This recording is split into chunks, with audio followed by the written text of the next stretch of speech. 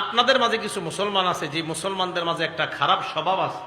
আশা করি এই স্বভাবটা আজকে থেকে আর থাকবে না, যদি আপনারা রসুলের হাদিস মানতে চান। মানবেন তো ইনশাল্লাহ?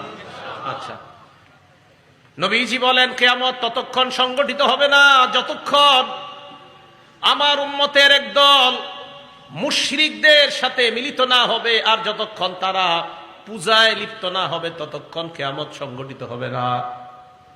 নবী বুঝাইতে চায় আমার উম্মতের একদল মুশরিকদের সাথে, যারা আল্লাহর সাথে শিরিক করে, তাদের সাথে মিলিত হয়ে তাদের ইবাদতের প্রার্থনার অনুষ্ঠানগুলাতে তারা যাইবে।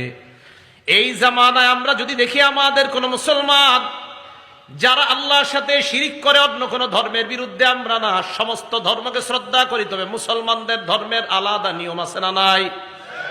মুসলমানদের মধ্যে ইসলামী মূল্যবোধ বিশ্বাসী যদি কোনো মানুষ মুশরিকদের সাথে মিলিত হয়ে বলে আমি তাদের সাথে একাত্মতা প্রকাশ করলাম, আমরা ওই মানুষটাকে জানায় দিব তোমারে দেখে আমার নবীর কথার সত্যতার প্রতি আমাদের ঈমান আরো বেড়ে যায়।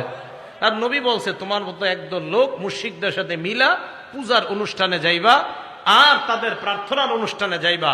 প্রত্যেক ধর্মের অনুষ্ঠান আমরা শ্রদ্ধা করি, বাকি প্রত্যেক ধর্মের অনুষ্ঠান ওই ধর্মের মানুষের জন্য, অন্যদের জন্য না।